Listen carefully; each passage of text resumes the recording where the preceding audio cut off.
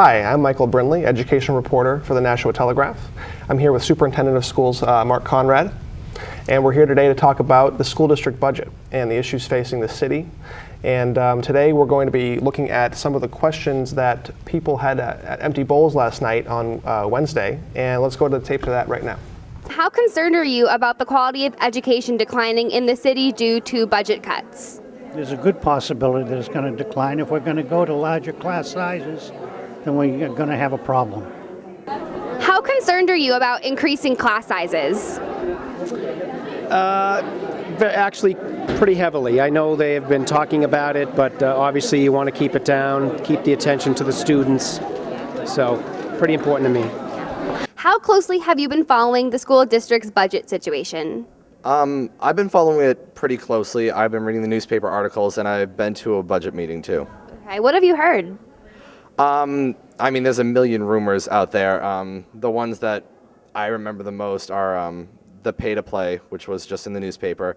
The freshmen and sophomores only getting 7 credits with the half classes in the study halls.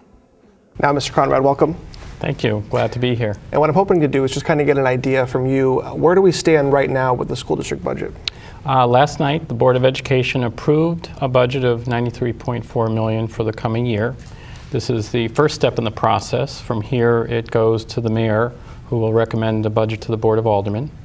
Ultimately, the Board of Aldermen have the ability to set the bottom line for the school budget, and then it will come back to the Board of Education to make any final adjustments. Okay.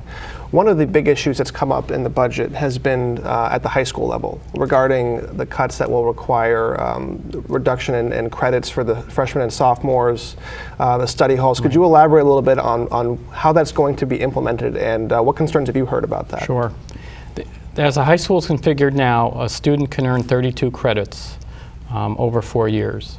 Actually, we're one of the top schools in the state in the number of credits that students can earn, and in our credit requirements for graduation, we require a student have 27 credits when they graduate. The state minimum standard is 20 credits. The plan we've put forward would reduce by 1 credit a year for freshmen and sophomores the credits they would earn, so they'd only earn 7 credits, and so over the course of 4 years they'd only be able to earn 30 credits rather than 32. The reason we established a schedule that allowed for that number of credits in the vision for the 2 high schools when we opened them a number of years ago was we wanted to provide students with the opportunity of being able to pursue a robust core curriculum with multiple AP courses, and at the same time be able to pursue career interests through our career and technical education programs, which typically are 4 or more credits, and still be able to pursue a world language and music interests. One of the concerns that was raised in this, the first questions that was asked was, will this jeopardize the opportunities for students to successfully apply to colleges? And I think the answer to that would be no. We're still in much better shape than many high schools in New Hampshire in the number of credits that students would be able to earn. The concern is the scheduling conflicts that arises for students who are looking at pursuing both core academic interests and their career and technical education interests. With 7 credits now, you're more likely to be in a position, particularly if you're looking at pre-engineering courses or pursuing pre-engineering with music, that you might have a conflict. However, we're going to work hard to minimize the number of conflicts that might occur. If you're a student coming into the freshman year, for example, you should be able to pursue 4 credits for your core courses, a world language credit, a music credit, and still be able to pursue a freshman seminar with physical education requirement. And what about the concern? You had projected basically 150 to 200 students at a time in the cafeteria. There's been some concern about how that's going to actually be implemented. And that is a concern, and that's the next area we'll need to focus on, is how can we look at providing different opportunities for students during those study halls. Many high schools in New Hampshire actually have study halls, but they don't necessarily have large study halls. Many of those high schools that have study halls also provide different opportunities for students. For example, they can go to the library. There may be an opportunity for an open gym. In some high schools, they have academic support centers where students can go for additional work with teachers in areas that they might be struggling in. They can have a snack from the cafeteria during that point in time. So I think our next effort in looking at that will be to see what we can do to develop options for students during that period of time when they're in a study hall. Okay. Now, given the changes made by the Board of Education, how many teachers are we going to be losing next year? If you can break that down. Well, initially, altogether, we were losing 99 staff. And within that, there were, I believe, 57 teaching positions. The Board of Education added back a net of 7 positions at the elementary level and 4 positions at the middle school level, along with adding an additional position to the high school for servicing at-risk students. So they added a dozen positions back into that mix. So there's a net reduction of about 45 positions. And those are, some of those currently filled, some vacant, or? About half of those 99 positions were vacant currently.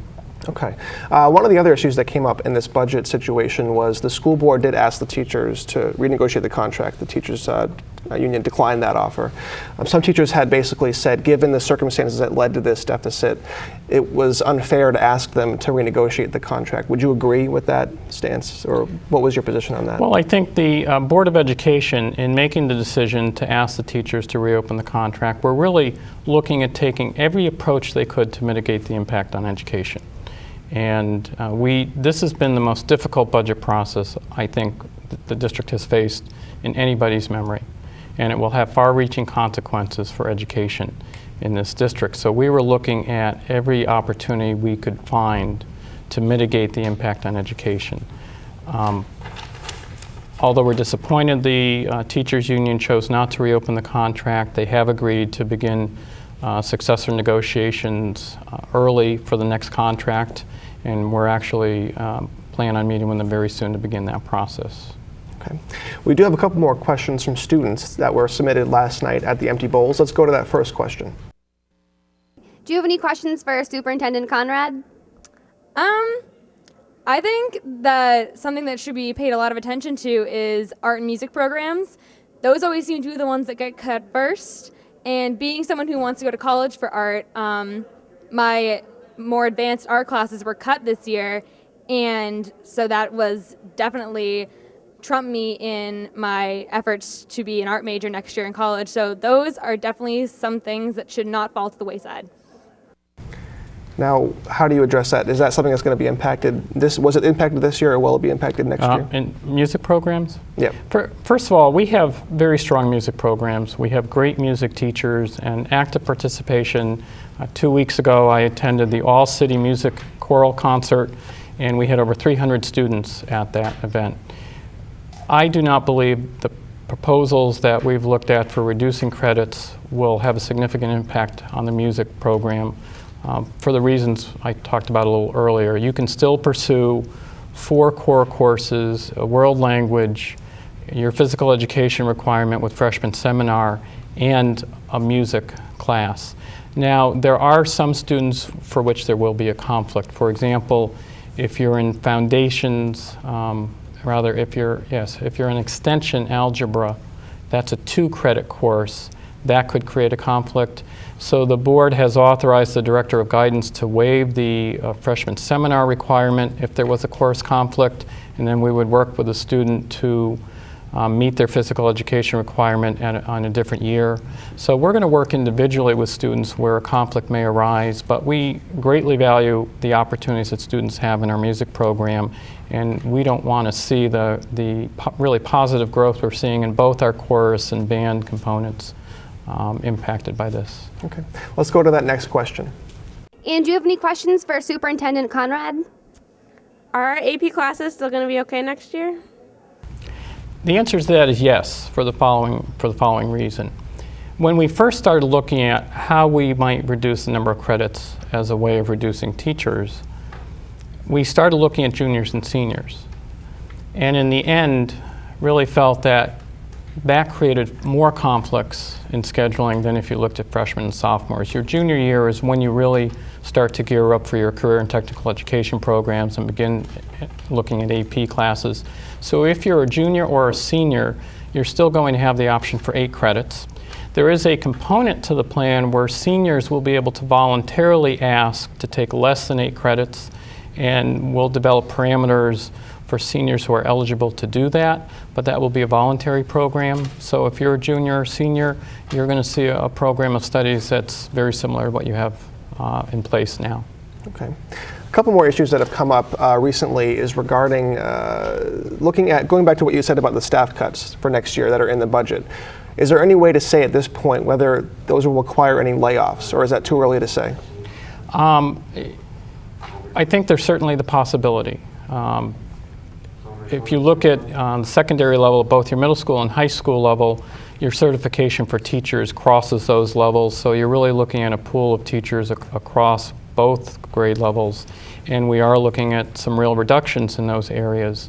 The other factor that's really an unknown is to what extent the Board of Aldermen and the mayor will support our budget. Now, the mayor has provided some positive indications to the board that she would be largely supportive of the budget that they put in place last night, but it remains to be seen where the Board of Aldermen will go in supporting our budget. If they were to reduce the bottom line further, then you may have additional teaching positions at risk. So it's really too early to know where that will go, but I would certainly not rule out the possibility of layoffs if that was necessary.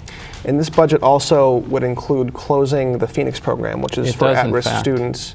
You've proposed a plan to put those students back into their neighborhood schools and putting staff back into those schools as well to help them. How is that going to work next year? We looked at some of the savings from closing the Phoenix program and reinvested that back into positions at each of the 5 secondary schools, the 3 middle schools and the 2 high schools, for those schools that have students coming back. So we have different plans in place based on the needs of each school, but we do have additional staff who will be available at all 5 schools to meet the needs of at-risk students, whether they're returning from the Phoenix program or they have other learning needs that we haven't been able to address. So we're hopeful in the end we'll still be able to meet the needs of those students, but we'll do it within their homeschool communities rather than through a separate program and location. One of the bigger issues that's come up in this budget, which is going to be required next year, is a pay-to-play system, requiring students to pay for sports or activities, extracurricular activities. Let's go to some of the concerns that were raised, or some of the opinions that were raised at the Empty Bowls last night. How do you feel about asking students and their families to pay to play sports? I'm okay with that. I'm not an athlete myself, so it doesn't really affect me, but I think we put a lot of money into sports, sometimes unnecessarily. So I think making students pay will help alleviate the budget crisis a lot and allow us to focus our money and have more money for more important things like saving teaching positions and updating our technology. How do you feel about asking students and their families to pay to play sports? I think it's okay. I would be willing to do so. I went to private schools growing up, and I did have to pay for a lot, so I would be willing to do so. But again, I know some families can't afford it. And, given the city tax situation, I think they should be able to swing it. And Mr. Conrad, you've stated in the beginning your objection to a system like this. It was put in the budget by the Board of Education. Where do we go from here? What's going to happen next year? I think pay-to-play is a subject where you don't get common agreement. Some of us are concerned that it runs contrary to the concept of a free public education and it will discourage students from participating. But there's also the valid view that in raising those fees, you're able to restore athletic opportunities for students. And we were in such difficult financial straits, I think the board very reluctantly agreed to a plan that would raise $200,000. Now, in that plan, there were a couple of components that we proposed administratively, including a 3-tier system for fees ranging from $50 for some of your less expensive sports like outdoor track to $150 for most other sports, with $500 for ice hockey because of the cost of that program. It also included a general student activity fee of $25 that students would pay for non-athletic activities within the school. That's an administrative proposal.